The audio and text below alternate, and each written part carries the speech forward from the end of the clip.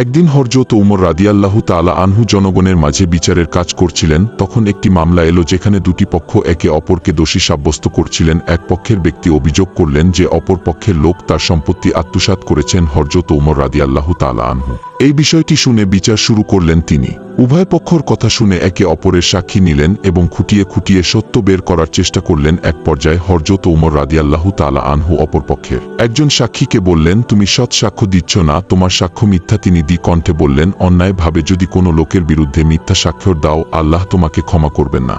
পরে হযরত উমর রাদিয়াল্লাহু তাআলা আনহু উভয় পক্ষের মধ্যে সঠিক বিচার করে সঠিক সিদ্ধান্ত দেন। তিনি বিচার করতে গিয়ে কখনোই পক্ষপাতিত্ব করেননি, বরং তিনি সৎ এবং ন্যায়ের পথে অবিচল ছিলেন। এই ঘটনার মাধ্যমে ইসলামে সৎ ও ন্যায় বিচার করার গুরুত্ব প্রকাশ পায়। হযরত উমর রাদিয়াল্লাহু তাআলা আনহু আমাদের শেখালেন যে বিচার করতে হলে আমাদের কখনোই কোনো পক্ষের প্রতি পক্ষপাতিত্ব করা উচিত নয় এবং আমাদের শুধু সত্য ও ন্যায়ের পথ অনুসরণ করতে হবে।